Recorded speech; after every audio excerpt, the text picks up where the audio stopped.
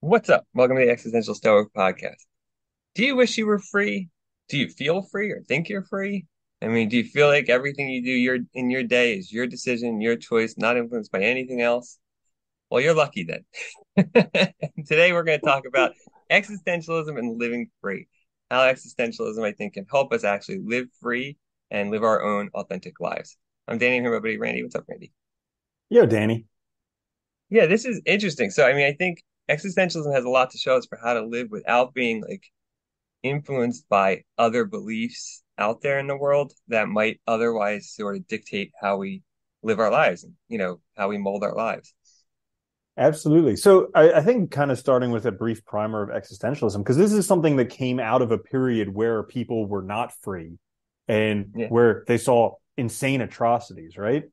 Well, yeah, so a lot of existentialist people know of, like Sartre and Camus and stuff, were writing right after World War II was a lot of their stuff. So they saw, yeah, I mean, people at their worst, following orders, right, seemingly blindly doing horrific atrocities, people kind of going along with the flow because they were scared, things like that. And so freedom became really central. And also, questioning like, reason and beliefs because it was these beliefs that led to this thing and stuff. I think a big part of it is that history. And then earlier in that, if you look at like some of the fathers of like Nietzsche, Kierkegaard, you see really a reaction against like traditional Western philosophy that was putting reason on a pedestal and looking for objective truths. And they really rejected that idea of objective truth. And instead, we're looking for what matters to me the most, like subjective truths as being the key thing. Kierkegaard says, I think in either or he says something along the lines of like, what's important is I need to find uh what's true for me, what belief I'm willing to live or die for, essentially. So like, what is the subjective belief that's going to be the sort of center of my life, essentially? Yeah. That makes a lot of sense when you think about it, because this whole, I guess, the older Western thought of like rational beings on a Yeah. pedestal. How many of us have actually ever been rational? We're like Yeah. Yeah. emotional, we're emotional creatures that think we're rational. Yeah. And so it's like it's crazy to think that. But what I really like about the existentialist is the idea of a subjective experience and actually like living life. Like I think The Stranger was a great book in terms Oh of yeah. that. And I think Zorba the Greek, I mean, he was a guy who lived life, and Oh yeah. he's not a philosopher or anything, but I would imagine he has this whole like subjective experience of living life. He would have been an existentialist, probably. Probably. Then the thing I like about it too is like, it's like we get caught up in like we have so many things telling us how to think. We have all these norms, etiquettes, social pressures, family, society, all the stuff that we didn't agree to. We didn't, it's like we default fall into a system, right? Because you're born somewhere, you don't decide where, and you just like, you're a consequence of those norms, values, whatever that you're born into. And all of that creates constraints on you and limits you. How people think of you, how society thinks of you, how you think of yourself, all that collectively limits you. It forces you to live a certain life or to conform to certain norms and values to like fit in all of that. And what you end up doing is living somebody else's idea of a good life or some idea of a good life that's abstracted and not really about a person. All these, I think that was one of the problems with like Western philosophy that these experts criticizing was like all these philosophies looking for objective norms and objective definitions of humanity. And they saw that that really is flawed. It's a construct. We make all this stuff up and we believe it, and then it becomes real, and then it has a real impact on our lives. Hmm. Yeah, and I think dealing with tragedy can almost be, I think, a way into existentialism because you just see the absurdity of life. Like Oh yeah. I know someone who just had a very close experience with someone who was murdered, and it was I can't even imagine what it was like for them. When I heard about this, it was exceptionally shocking to me. So like I can't even begin to fathom what it's like for them. Uh, and it's just like my world was rocked. I can tell Yeah. their world was rocked. And Oh like yeah. you can only imagine for the family of the person who was murdered, like all that stuff makes you wonder like how absurd life is. That's a good example though too, because when things like that happen, we look for reasons, but there's no reasons. Like Camus said, we ask the universe for answers and it stays silent, right? So whenever anything like happens like that, we look for reasons. It feels unfair. we're powerless in that situation, and it's absurd. It is absurd. Like, how are we going to explain this? There's no explanation. It's something terrible that happened, and I think that's what's interesting is like we try to fit everything into a box, but once you break that box, sometimes that's when you find freedom, right? Because that's when you find that it's absurd and that the box could be anything. It doesn't have to be the way you thought it was, essentially. Yeah. Yeah. And the idea of freedom, I like that you kind of mix that with existentialism, because really the only freedom that we have exists in this moment here. So it's not some like rational conception of what it could be, but it's actually like the freedom in this moment here. Like Marcus Aurelius, I was listening to him this morning, and now he's not an existentialist, but he was saying like the only thing that anyone can ever lose is the present. Whether you die today, whether you die 300 years from today, the only thing the only thing you lose is the present. So like, and it's actually in that present where you have your freedom, because you have the freedom how to respond to situations, what to do, what thoughts to have about things, how to feel about things. And even though it seems like you may not have these things, like something terrible happened to me, I need to feel this way. Well, there's an incident and then there's a response to it. So there is, if the more skillful you get, you can actually find a gap between the two and decide how you can respond. No, I think you're right, right? Our power, and I think that's what I love about existentialism is for existentialists, our power lies in our ability to interpret reality in different ways. And most of us don't use it, right? We rely on other interpretations. We rely on other people to tell us how it is, right? We let our beliefs that other people have given to us dictate how we see the world. But in reality, we can interpret it however we want. And that's where our real power lies, and that's where our real freedom lies, because you can change any situation by changing the meaning, right? And by understanding it differently. But it is difficult because it means you have to kind of like to do it and have that freedom, you have to stand on the outside. You have to be willing to kind of define your own beliefs, find your own meaning. And that's really hard, for a lot of people because you find resistance. Yeah, so like this whole concept of how to disengage from like social norms, from social media, from all this stuff, because there's always a narrative. It's like the Yeah. cancel Oh, yeah. culture, the Me Too movement, the this, the that. And I'm not saying bad things about any of those, because then people just like blah blah blah and whatever.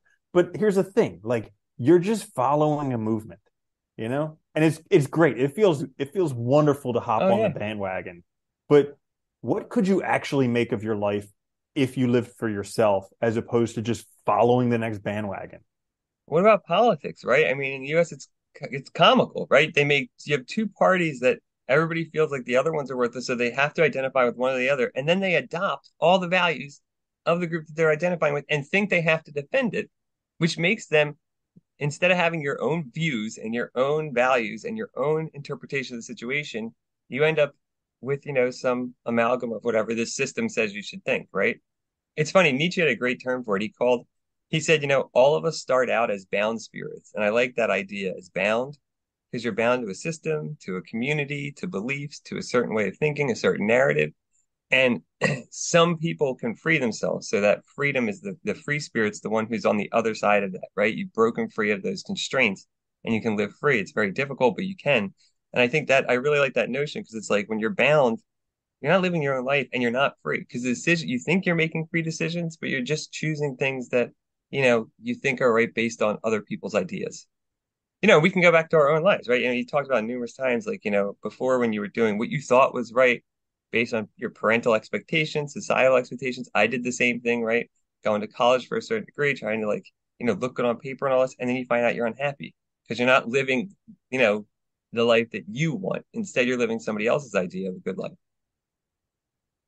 Yeah, absolutely. And it's definitely not fulfilling at all to do what other people want you to do. But it seems like it will be. So like Yes. everybody, Yeah, I it does. mean, so like here's an example. I talk about disengaging from social media. And I still have yet to see a study that says that social media improves your life. Like pretty much everything I've ever seen says it just wrecks you, like Yeah. ravages your soul. You'll get more depressed, you're higher chance for suicide, you don't have friends, like all these things. It destroys your life. And yet people are like, I need to stay up to date. Like, Yeah. just let me scroll a little bit more. And So like on social media, there's this whole thing about, living your best life and be an entrepreneur, be a CEO, be a multi-billionaire, do all this stuff. And it's just like, why? Yeah. Like I think for most people, they have to go down that road and they have to do it to get to that. It's like anyone with a drug problem, basically, in order for it to turn around, they need to hit bottom. I think the same It exact has to be thing. a real problem, right? You have to recognize the problem yourself. That's the problem. It's Yeah, effectively I the think issue. I think it's the same thing for social media. All these people who think they need money, they need cars, they need status, they need whatever. I think they need to hit bottom in that way, get all of it, and then realize they're miserable. Because I have met a whole bunch of guys who did that type of thing where they went and they were the influencer. They made millions. They did all this stuff. And then they were super depressed, wanted to commit suicide, ended up doing a bunch of psychedelics, and then now they're trying to piece their life back together. Yeah, Because like, that's about yeah, right. yeah, Yeah. It's funny though, but it makes sense, right? Because it's like, we don't realize, and I think, it's funny, like when Nietzsche came up with that idea of balanced spirit, he said, like, he makes the point, he says it's easier to live that way. It is way easier to conform than to live your own life. And it's simple reasoning, right? If I conform to society's norms, values, and standards, I can validate my existence and how I'm doing externally. I can look at others and say, oh, they believe the same thing, therefore I'm right. Or I can look at others and say, oh, I must be doing well because I have all this stuff on paper that says I'm doing well. So I must be doing well. So the problem's not that I'm not doing well, it's something else, right? And like we make these mistakes in judgment because we think we're actually free, but we're not. We're not making decisions ourselves. We're not living our own life. We're not living the life that's right for us. And it's not, I mean, again, it's not easy. And I think you're right. Like figuring this out sometimes takes a shocking moment because sometimes that helps us see how absurd and ridiculous it all is. And like that was Camus' idea too. Seeing that absurdity, like we all become aware of it and that we just got to not hide from it and actually face it. yeah. It's interesting that the things that we use to judge people are the least reliable things for Yeah. how good of a person is, how developed of a person is. So like we look at things like cars or like money or like penis size or whatever it is, these things that are super easy to measure that have no actual bearing on the Yeah. person Yeah. other than that they have a larger amount of this one thing. Well, that's why, money became so easy and also the display of wealth, right? So buying things because it's everybody can look at it and everybody knows the system. They're all using the same calculation, right? Like I know that car costs X amount of dollars on the market. So we're all using the same system and it becomes easy to do. But yeah, you're right. It doesn't tell us anything. It doesn't tell us about the person, doesn't tell us how they're doing, it doesn't tell us how they did it, doesn't tell us if they're depressed, happy, sad, whatever, it tells us nothing. It's ridiculous. If they're good or terrible, they could be total assholes, and then you're putting them up on a pedestal just because they have money. Like it's absurd. Yeah. So how does someone use existentialism to become free if they're not? I think one of the greatest things in existentialism that it tells us is, all the existentialists were reacting against the system that put reason on a pedestal, like we said. And so one of the principal things in existentialism is the rejection of objective truth. Like truth in a capital T sense, right? That like there are things, because philosophy for a long time and people for pretty much all of history, we're looking for ways to define things absolutely. This is good, this is bad, or evil, or whatever, right? This is, something, this is not, whatever. So they wanted to define these beliefs as absolute. And you see that lead to situations like, the church killing people who don't believe so that everyone believes the same thing, right? It leads to kind of crazy consequences. Um, and I think that recognition is fundamental to it that, if there is no objective truth, if all these systems are made up, that frees us completely to interpret things however we want. That's the real free. It's scary. It is scary and it leads, it can lead to nihilism and stuff and like loss of belief, but it can also be very freeing because you realize that it's plastic. How I see the world doesn't have to be determined by anything. Yeah. I really like nowadays how, like back in the day, there was religion that was like truth with the capital T. Now Yeah. it's science that's truth with the capital T. Like people think if it's not science, it doesn't mean anything. Like for instance, I went and I got acupuncture last week, and I was Yeah. talking with someone afterwards, and he's like, is that, I mean, how does that work? That's not even real medicine. And I was like, I was They've been like, doing it hang for on, thousands dude. of years. I know, hang on. They've been doing it for thousands of years in China, like way longer than any Western medicine. And like, what's the track record for a lot of Western medicine anyway? So it's just it's just funny how people think that anything science is that's the gospel. You know, that's the You know new what's funny gospel, though? science. I'm Yeah. glad you mentioned that because that was one of the things I think that's interesting is, a lot of these philosophers realize that when you get to a situation where like something that used to be the truth no longer has that weight. In Western culture, I would say that's religion. It used to be the case that that was a capital T, and now it's not. Something will inevitably fill the place, and science has. And it's just as problematic as when religion held that place because you start thinking of it incorrectly. You look at it dogmatically, right? As a system that has all the answers that can tell us everything, when in fact it's just an interpretation of reality. Also, it's a construct. And yes, it can be very valuable. It can have a lot of good uses. It can have a lot of practical value and practical implications, but don't mistake it for being the truth.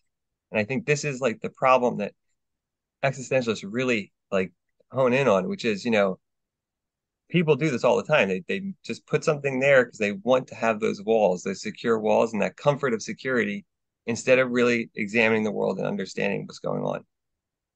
And Yeah. I think a big part of it too, and a lot of these philosophers too, like you see it in Dostoevsky's Grand Inquisitor is a very good example of this, but you see it elsewhere too. This idea that for many of us, the idea of really being free, of really being like absolutely free in the strict sense, is hard to deal with. We'd rather somebody else make the decisions for us because then we're not responsible. And this is where you get like the victimization, blame, all of that. It comes from this desire to really not want to accept our freedom because we're afraid. Because if I'm free and if it's my decision to interpret the world how I want, if I mess up, it's on me. Instead of being somebody else's problem, I can't blame society. I can't blame my family. I can't blame this or that. Now it's just my fault. And that's terrifying. So people tend to stay in these systems that don't work for them because they'd rather have somebody to blame instead of really being honestly in control of their lives. Yeah, yeah, and it's terrifying too because you have no oftentimes when you're free, you have no bearing. You're out of your Nope. comfort zone. Yeah. You have no idea what's going on. It's touch and go. You're playing by the seat of your pants, and it is just terrifying. And you're like, put me back in my little box. I Yeah. hated it there, but at least I knew where I was. Well, this is that's what's funny. Like Camus calls it philosophical suicide, right? When people recognize like the absurdity and they're on that brink of realizing that, it's truth, whatever we make it, or from whatever perspective you want to look at it from. And they get so scared because they have no answers that they go back to some old belief system in order to find that comfort, right? And they go back to some model of truth with a capital T. And Nietzsche makes the same point. He says, when you first find that freedom, like as a free spirit, the temptation is to go back. Because, like you said, you have no answers, ups, down, lefts, right. Everything's a mess. You're asking questions about everything. There's no certainty. And we like those caves. We like those secure walls around us. And I think this is the really hard thing you have to struggle with to like really be free is to realize that like meaning's plastic. We're meaning makers. We create meaning all the time. So you have to find a way to do that yourself that works for you and also recognize that even the meanings you create are not going to be permanent. They're going to be work for you for a time. Yeah, I think it's really important to work at something that you've always wanted to do but didn't believe you could. So like I Yeah. remember Les Brown, the motivational speaker, he was saying one time, he's like, what I'm doing now, I could have been doing years ago, but it was because I didn't believe in myself. I didn't believe I could do it. Yeah. And so like I had that experience when I was becoming a veterinarian because before you're a veterinarian, when you're working in veterinary clinics, there's the veterinarian, and then you're basically cleaning shit out of a dog's kennel. So Yeah. it's Yeah. like, oh my gosh, they're the messiah. And then you go to vet school, and it's like you're learning it and you're learning it, and then all of a sudden you're just doing it on a regular enough basis, and all of a sudden you're that messiah. Yeah. You're the veterinarian. But it's like for me, that wasn't really it because I loved animals, but it wasn't like I was destined to be a A vegetarian. vegetarian. Yeah. I wasn't destined to be that either, but I wasn't, it wasn't like my thing. But for me, what I'm doing now, that's what I've always wanted to do. And it's just like, but it was something that I could never do. It was outside of my wheelhouse. It was outside the realm of possibility. It was outside of like, it's just not possible. Like people who do that, they're on the next level. They're born somehow special, not for me.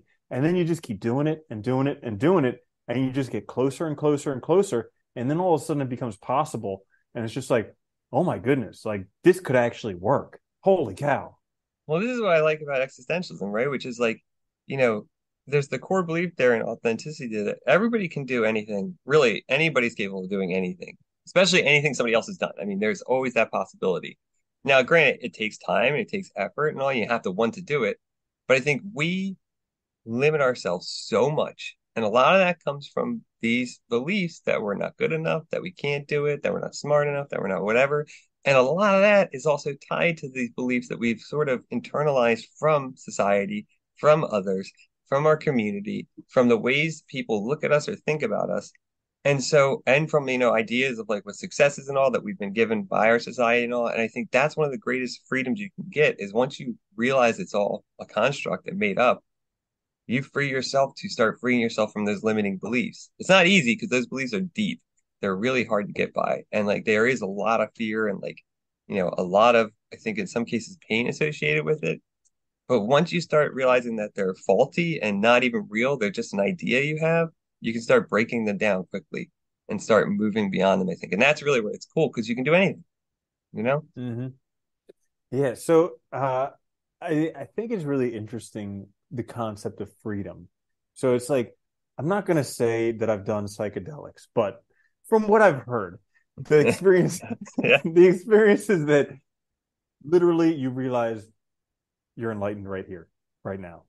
And it's like, that's the freedom is this idea that, I'll have freedom in 5 years after I do this and that and the other thing.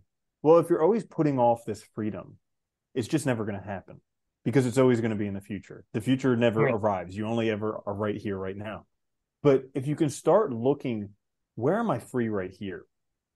Where am I free right now? And start seeing the freedoms that you have right here and right now, then that'll definitely open up, especially as you progress. Yeah.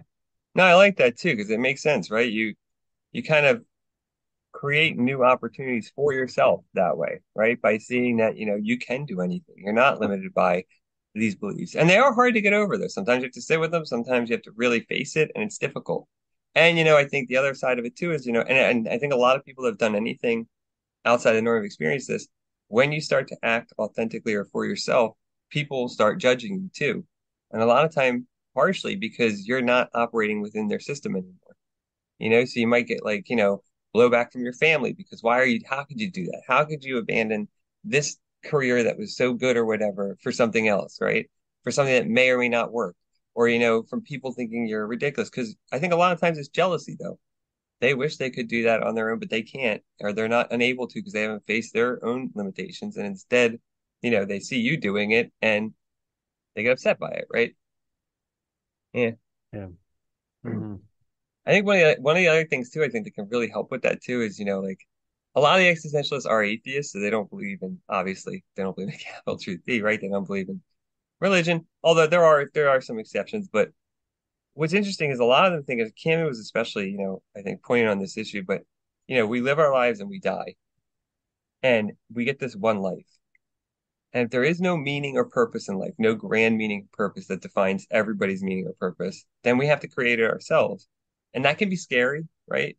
Because, if there's nothing after this, but it's also really freeing because you realize that no matter what I do, we all end in the same place. No matter how much I have, it all goes away when I die. You know, there's nothing anybody can really do to me.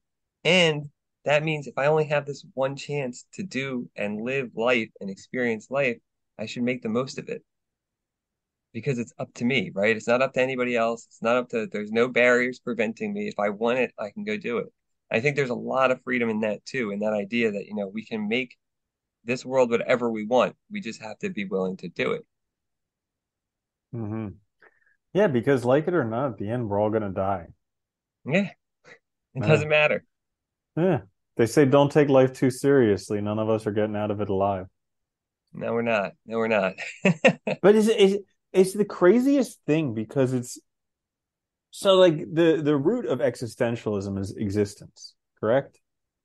Kind I of think so. Yeah. Yeah. exist. Yeah. Yeah. So and it's like the craziest thing is none of us are going to exist in 100 years. Yeah. but the actual realization that we're going to die is so far from our current experience that it almost seems impossible. It seems like, oh no, no, that'll never happen. Well, we only know being alive, right? It's all we Yeah. know. So it's like, Mm. and before we were born, it's like that's a blank space. So it's like, it's all we know. So it is hard to wrap your head around, I think, that concept. Like we see death, obviously, we know death happens, we're aware of it. And I think that's a big factor too, and that's why you got to accept it because facing death is also important in existentialism, I think, because it gives you that sense of the value of existence, right? If it's not forever, if it's not, it has real value because it's short, because you get this one shot, because you can do with it what you want. It has meaning because it's your life. And I really like that about it too, is they bring it back to the individual, which is important, I think, and looking at value that way. So that helps too. Yeah, I think it is. It's interesting. Hmm. Let's say Quite a conundrum. it is, right? Life's interesting though. It Mm. is. Oh, the other side of it too that could be really helpful too, I think, and this comes from I think particularly Nietzsche, but other exercises, affirmation too, like affirming life, actually being able to say yes to it and say yes to like the life you're living. And I think that's a good way to think too of like, if you're living freely, like, is this a life I really accept? Can I say yes to it? Am I happy? Is there anything in my life that makes it valuable or worth doing? You know, um, Asking yourself difficult questions about like your actual state of happiness, what you're doing, your values, these are all tied, I think, centrally to existentialism and living authentically. Mm. Yeah. I was reminded I was reminded this week of my grandmother. She always used to say, and it used to piss me off when I was a kid, but bad things would happen. I would be like, why did this happen? And she'd be like, well, that's what makes life interesting. And I hated that response because I'd be like, no, that's what makes life suck. Like, Yeah, it should but be it's like, awesome all the time. yeah, but like she used to say this to me when she was in her 70s and her 80s. And I can kind of, as I'm getting older, I can almost start to see that perspective where like if things were going good all the time, it really wouldn't be that interesting. And like, yeah, sure, this stuff sucks, and sure, it's really terrible and it's hard to go through, and you're doing stuff you don't want to do, and it's uncomfortable. But it's like if you were dead for 100 years and then you were given the opportunity to go through this suffering, like, wouldn't you be thrilled to do that? And Yeah, it's just these things that like we take for granted because we see them so often or because they occur. But if we didn't have this opportunity, and I think Alan Watts once talked about this, how we are all like this is just kind of like a brain exercise, but like if we were all gods and we could do whatever we wanted, we would experience everything possible in the world, and then we would kind of get bored with it. And yeah, then we would be like, well, why don't we just take away our memory and pretend like this is the first time doing it? And then we would have to go through all these trials and tribulations as if we had never done it before. That would be exciting. And it's like, yeah. hang on, that's where we are right now. Well, if you think about it too, I think this is one of the interesting things as well, which is like for a lot of the existentialists too, like, life is valuable in itself and the struggles and stuff are all a means to overcome ourselves. It's to recognize, what am I capable of? What can I get through? And it's funny, but a lot of times we're so quick to run away from any type of suffering or pain that we never really experience it. And you never know later on, a lot of times we end up reinterpreting it anyway as a good experience. Like most people, when they go through something hard, they look back on it later as good because it helped them find direction in their life. It helped them realize what was really important. It helped them cut out the noise and live their own lives. And I think it's those people you always hear talk, speak praises about these horrible situations they went through because they got the benefit of it, of overcoming some part of themselves and freeing themselves a little bit from that difficult experience. And it's like we talk about all the time. Like most of the things we want to do are going to be hard, but when you start to do them, you realize you can, and then you realize what you're capable of too. So there is value in it. I think there's also it doesn't have suffering doesn't have to be a bad thing. It can be a good thing. It can be a positive. Yeah. It's the coolest thing that, you can just you can keep going at something, even if you screw up, even if you fail, even if you can't complete it. Like there's this book that I'm reading again for the second time because the first time I gave up. I just couldn't comprehend it. And this time I'm reading it through, and it's been a couple years, but I've learned other stuff in the meantime, and now I'm reading this book again, and it makes more sense. And it's Yeah, just like it's crazy because had you have asked me back then, I was so frustrated with the book, like I rage quit the book, and I was like, oh, I'll never get this. And it's like it's 2 years later, like that's a yeah. teeny little piece of time, and look at that, I'm already comprehending so much, I'm moving so much forward. So yeah, But just not giving up. Yeah. that's what's cool too, I think. It's like I don't know, it's funny, like we give up so fast and we limit ourselves so much by these beliefs. Like you said, like, you can keep going and keep trying. And like the only time you're gonna fail is when you believe you failed. That's it. Otherwise you'll succeed. You'll keep going, you'll keep trying until you overcome it, right? It's like if you really look at what stops us from doing things, it's all our own thoughts and our own beliefs about ourselves that are either, stem from our own thinking of ourselves or from, I think more often they stem from outside. They're projections or reflections of what others think of us or society thinks of us or we were taught to think of ourselves. And it limits us and puts us in a box. And we'll constantly, self-sabotage to stay in that box instead of really addressing those fears for what they are, just BS. They're just constructs. You can be whatever you want, So once you realize that, you can break through and see, I think that you can be anything. It's still going to be hard. There's still going to be difficulties and challenges, but you don't have to interpret them that way. I think it's like the Mhm. greatest thing from existentialism is that realization that you can reinterpret things however you want. You don't have to buy what other people are selling. You don't have to listen to even your own beliefs in certain cases, right? About how you should interpret it. You can find new ways and new perspectives on it that might make it easier for you to still do what you want and work through it. Yeah. There's this Gary Vaynerchuk video that I watch every once in a while. I think it's called like advice for 25-year-olds or something like that, but I still use it advice for me, and I'm a couple of years older than that. But You. he's like, yeah, he's like the biggest fear I have for you is that you think you made a mistake and now you're behind. Yeah. And that's how I felt so often in my life, where like I felt like I made a mistake and now I'm behind. And it's just like once you recognize that you're never behind, you have your whole life to figure this thing out. It just opens up anything, because then maybe it was a mistake, but guess what? You can learn from it and you will get done exactly what you need to get done, exactly when you need to do it. And what's funny? I think I agree with you totally because I had that same experience where I thought it was a mistake, like what I did in the past, and now I'm stuck. And I'll never be able to do anything because, it's too late. And it's such a stupid belief. And it's such a restricting, limiting belief. It confines you to being stuck in that crappy situation. And once you realize that, now things are so much better because now I'm free to do whatever and I still have plenty of time to build instead of like, just staying stuck. But we believe those things and then we're just trapped. Instead of being free to actually create, we're stuck in a world that's been created for us. And the funny thing is, a lot of times I think when we have that feeling, we were following other people's beliefs about what we should do anyway.